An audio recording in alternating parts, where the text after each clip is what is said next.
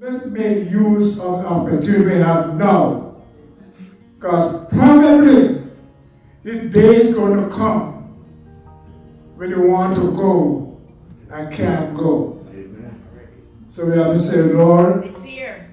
let me do it now. Because there are so many times I so-called brethren on the phone and said, Pastor, I'm just waiting for the day when we can come back together in church as we used to.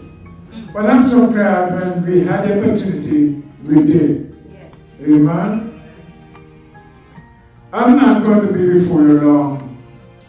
And we have about a few minutes, and 5 or 10 minutes to be gone. But there is a God. Yes. There is a God. For sure. And there are several gods. Some people worship their house as a god. I know one minister is dead now, but his wife is still alive. When they put new rug in the house, she gets into the back door and sit in the den somewhere back there. She will need to walk on the carpet. Amen. But thank God there is a God. There is a man, his name was I'm in the book of Kings, chapter 18. A man in the Bible, his name is called Elijah. Elijah. And there's another man is called Baal. One is called Ahab. And there was a drought in the land of Samaria. And people are calling on their gods. And the Bible tells me in chapter 18 and verse 21 that Elijah asked him a question.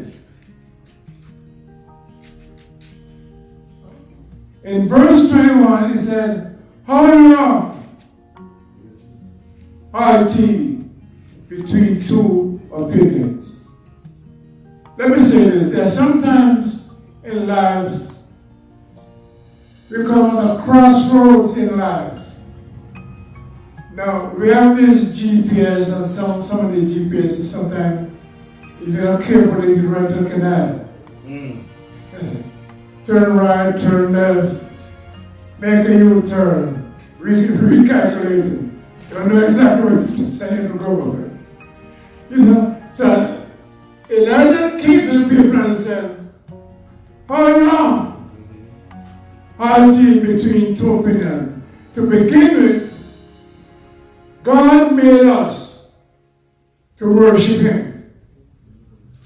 There's a part of us that came out of God Himself into us. Now, remember, God formed us from the dust of the earth. From the dust of the earth.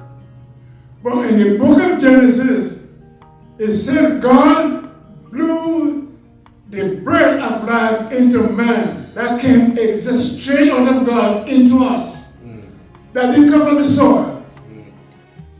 That came from God into us.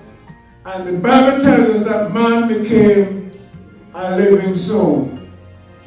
And it doesn't matter what you say or what you do, there's a part of man that is always connected to God. I know I was working at Common one time, and I think it was a Saturday or Sunday, I don't remember. We're up on a high tower fixing a machine, and this eccentric shaft, when it's eccentric, it makes off balance. After make a certain point, it turns over. It can't balance itself. One part heavier than the other. So he didn't know exactly what he was doing. He got no business doing that. It was a rich man, but not his line. He don't know how to work. So he put his hand between the pulley and the belt, and when the thing passed the center, it come right over, cut the spinner right off. And the man said, Jesus Christ. Christ, man. I never forget it. He said, Jesus Christ, my hand. I never heard him call him God before. But that Sunday, he called him God. He said, Jesus Christ, my hand. And you know what I believe? I believe that God heard him. I believe that God heard him. So Elijah came up and he said, how long have to between opinion? Now you have to make a decision. You have to make a decision. He said, if God be God, then serve him. Amen. And if Baal be Baal, then serve him. So he got into a place where he would say, okay, we're going to move on. We want to build an altar. Yes. We're going to build an altar. And after building an altar, we are going to let the call upon your God. And the Bible said, the people said, this is well said. Yeah. That means they agreed. He agreed. So they built his altar, and he said, the God will answer by fire. Let him be the God. Let him be. Amen. Let him be the God. I'm not going to tell you the truth, but we are going to prove our God. Amen. Let me say this for a minute. It's a good thing to know God for yourself. Amen. I said several times, God has children, but he doesn't have any grandchildren. He doesn't have any grandchildren. And those of us that have grandchildren, we probably love them more than our own children. Amen? Probably love them more than our own children. And some of us, I don't call them names, but some of us spoil them. Amen? You might not believe it. We don't intend to. We don't intend to. But what our children get by with, they are only grandchildren to get by with more than what our children get. Maybe it's natural. I don't know, but it happens. So that's why I call it your God. I call it. And they call and call. And then God didn't answer. So I said, maybe he's on a journey. Knocking them. Maybe he's on a journey. Maybe he can't reach it. So call him again. So I keep calling. And nobody answered. Say, okay, call all day, it's getting dark, I need to go home. I'm just paraphrasing. He said, let's tear the altar down. And let's rebuild it. Let's rebuild it. And after you rebuild it, I need to get some water and pour on top of that altar. Because you probably think that while you were praying, I get water thrown in. The Bible didn't say so. So they build the altar, and tear it down, and rebuild it, pour water on top of it. And then Elijah called and his God. And when he called his God to their hearing, God answered his prayer, consumed the water, consumed the lamb, consumed the wood, and they said, this is the God that answered by fire. Amen. We are going through a crisis right now. No two ways about that. And there are those of us that have been calling on our God, the God that we have known for ages, some for months, some for years. Calling on our God. Sometimes when you call him, he doesn't answer at the same time. But that does not mean that he did not hear our prayers. The Bible tells that Daniel prayed. And the same day Daniel prayed, God heard his prayer. And the same day Daniel prayed, God dispatched the answer. But the Bible tells me that while the answer was coming, the plan of the enemy, so it took longer time for the answer to come to Daniel. But all this time, Daniel did not give up. You know why Daniel did not give up? Because Daniel knew his God. And whether he answered this today or tomorrow, he's still God. What I'm saying is that we are going through crisis in life. Some of us talk about it, some of us don't.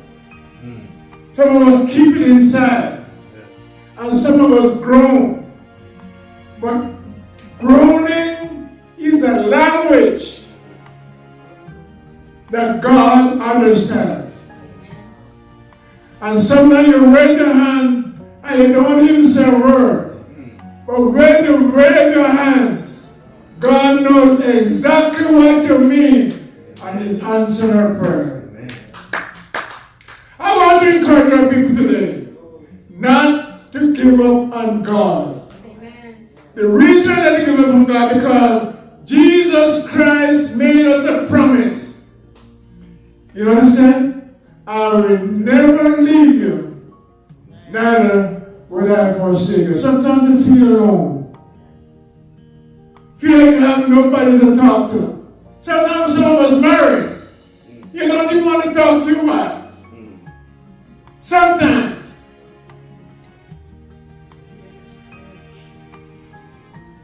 But sometimes you get to be by yourself.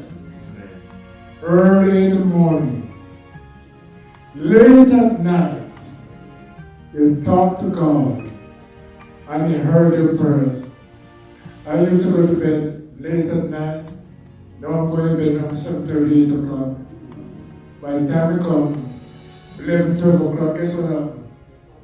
I wake up, I can't go back to sleep. So I got plenty of time to talk to God. Plenty of time. Amen? Amen. And sometimes I talk to Him and He answered. And all that I'm going through right now, I was never hungry one day. Amen. Not one day the box was empty. You know why? Because God is a provider. Amen. And He provides for us. Now is the time we have to trust God more than ever. Things have changed and things are still changing. And let us expect more changes. Amen. Because God is the same yesterday, today, and forever. Amen. We are not arguing between two opinions now. Amen. No. We are not arguing between two opinions now. But there are others that are wondering, is there a God? If there's a God, why does so much virus going around? Why don't God answer? He knows exactly what is there. And sometimes God has to do things to get our attention. Amen. When the children were in the wilderness, and Pharaoh had his people, he said to them, let my people go. And they would not. God had to pick frogs and fleas and flies, everything to get Pharaoh's attention. Amen. And finally get attention. Maybe God wants to get the world attention now. Because He said, I am gone, but I'm coming I am coming back. In St. John chapter 4. So let not your heart be troubled. You believe in God, believe also in me. He said, in my Father's house are many mansions, and if it were not so, I would have told you. He said, I go to prepare a place for you. And if I go, I come again and receive you unto myself. Then where I am, there you may be also. For the Christian, death is just a form of transportation. Yes. They take us from point A to point B. We're not animals. When a dog dies, the dog is dead. But when a man dies, his soul goes back to God. The Bible says, we are going to have to stand before God to give an account. And let me tell you something. God has the best bookkeeping system that there ever was and ever will be. Amen. The Bible teaches me that there are going to be 2 books. Guarantee you, if your name is not found in one, it's going to be found in the other. So you might be out there today and saying, well, let's live it up. Whatever you're doing, there was a song you can sing many, many years ago. Say, enjoy yourself. It's later than anything. You know it's getting late. It's getting late now. So let us make preparation wherever we are in this world today. Make preparation to meet your God because it's coming back. And the Bible says every man is going to have to stand before God to give an account for the deeds done in body. If you're on drugs, you're ruining your body. You still have time. Turn it over to Jesus and He will understand.